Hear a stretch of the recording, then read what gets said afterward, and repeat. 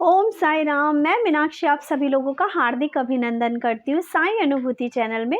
और अनुभवों की श्रृंखला से एक बार फिर से एक बहुत प्यारा और अनोखा सा अनुभव लेकर आप सभी लोगों के समक्ष उपस्थित हुई हूँ। लेकिन उससे पहले चलिए सभी लोग हाथ जोड़ते हैं और बाबा का जयकारा लगाते हैं। अनंत कोटि ब्रह्मांड नायक राजाधिराज योगी राज परम ब्रह्म श्री सच्चिदानंद सद्गुरु साईनाथ महाराज की जय। ओम साई राम। साथियों, आज जो अनुभव मैं आपको बताने जा रही हूँ वो है पायल जी का। पायल जी कहती हैं कि मैं बाबा को बहुत ज़्यादा पूजा पाठ नहीं करती थी।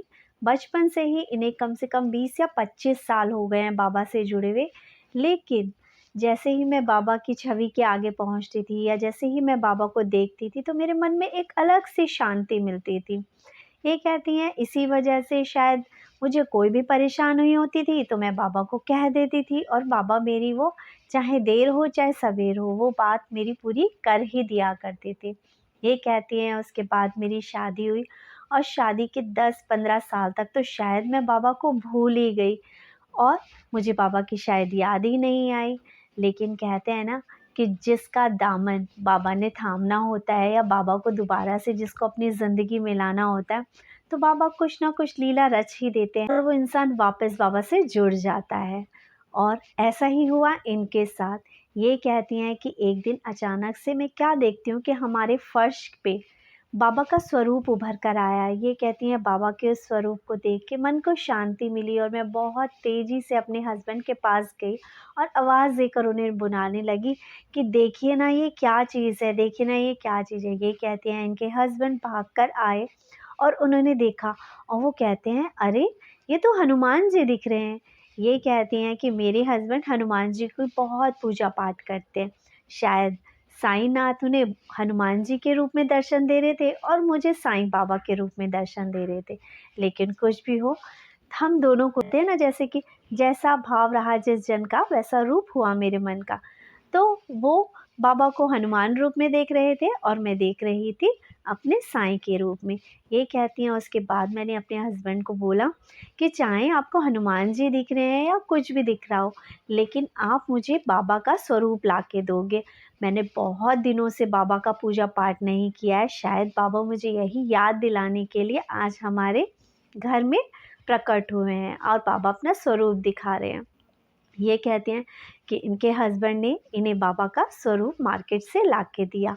और ये कहती हैं कि उस दिन जब मेरे घर में बाबा का स्वरूप आया मेरे मन को बहुत शांति मिली और हमें किसी काम से अपनी दीदी के यहाँ जाना था। हम अपनी दीदी के यहाँ जैसे ही गए और दीदी को बताया कि बाबा का स्वरूप आया है हमारे घर में और इस तरह से बाबा का स्वरूप भी उभरा था। तो वो कहती हैं अचानक से उनके अकाउंट में पैसे आ गए। वो कहती हैं अभी तो मुझे बता ही रही थी कि बाबा आए हैं और देखो बाबा के साथ साथ मेरे अकाउंट में पैसे भी आ गए। ये तो बहुत अच्छी बात हुई कि बाबा ने तो अभी से ही आकर मेरी ज़िंदगी में खुशियाँ देनी शुरू कर दी। फिर इनकी जो बहन है वो इनके हस्बैंड से कहती हैं कि ऐसा करो, अब इन पैसों में से कुछ पैसे लेके जाओ और बाबा के लिए भोग लगा देना मेरी तरफ से।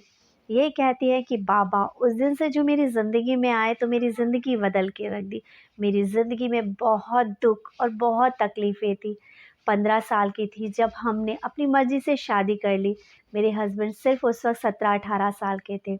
अपनी मर्ज़ी से शादी करने की वजह से ना तो मायके वालों से हमारा रिश्ता था और ना ही ससुराल वालों से हमारा रिश्ता था। लेकिन बाबा से मैं जो कुछ कहती थी, बाबा वो मेरी सुन ही लेते थे। बहुत दुःख और तकलीफ़ हमने झेली है।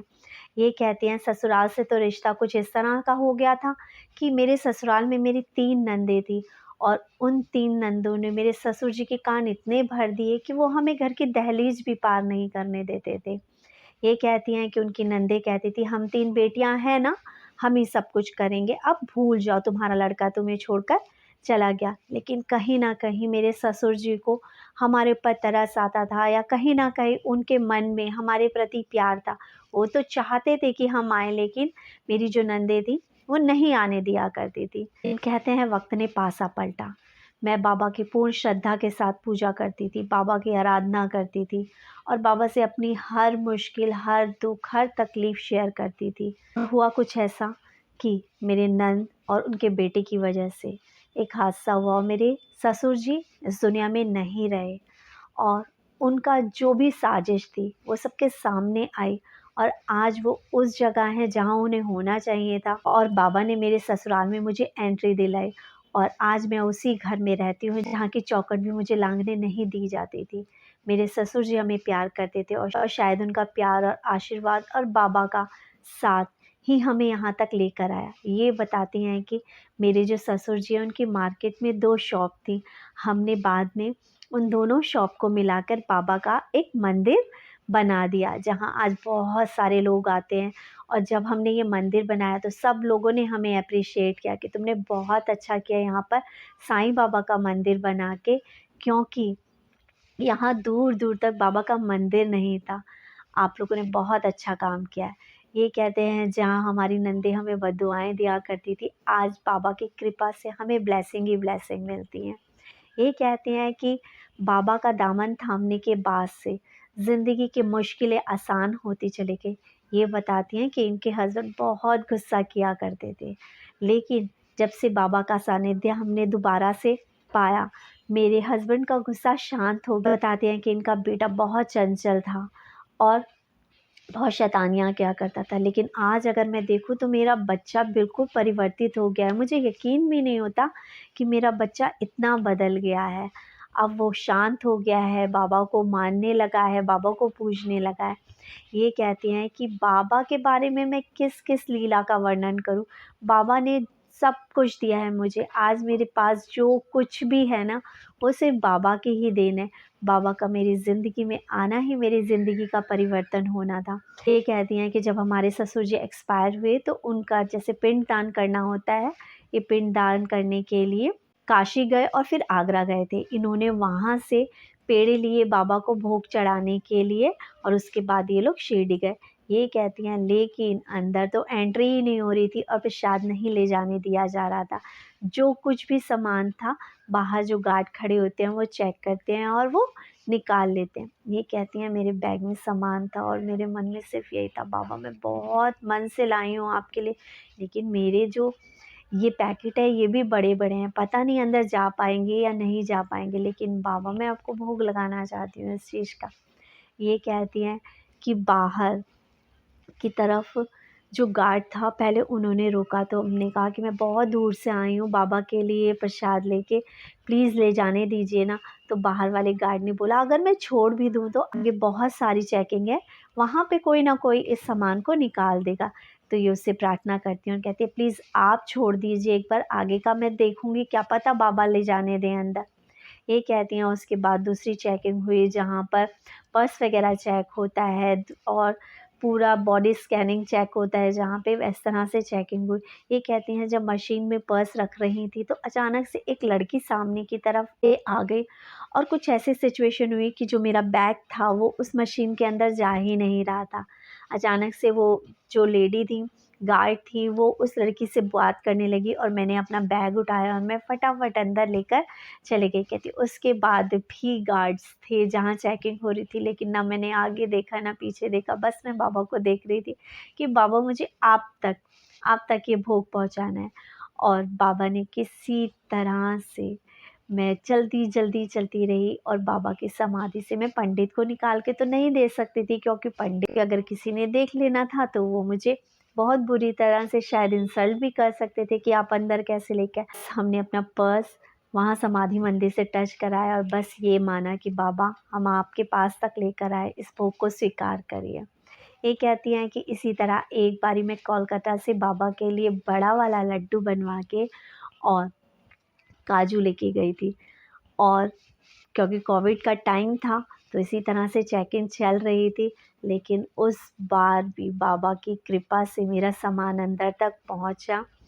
गार्ड ने चेकिंग भी करी, लेकिन उन्होंने सामान अंदर ले जाने दिया। मैम ने फिर समाधि मंदिर से टच कराया और बाबा को भोग लगाया। बाबा शायद हमारा ये प्रसाद स्वीकार करते हैं, इसीलिए क्योंकि जहाँ लोगों का सामान बाहर ही निकाल दिया जाता है, लेकिन हर बार 2 बार मेरा जो सामान था वो बाबा के समाधि मंदिर तक पहुँच। ये कहती हैं कि इसी तरह जब समाधि मंदिर से दर्शन करने के बाद हम नीम वृक्ष के पास पहुंच रहे थे, तो मेरे मन में एक यही बात थी कि बाबा पिछली बार भी आए थे लेकिन मुझे एक भी नीम का पत्ता नहीं मिला।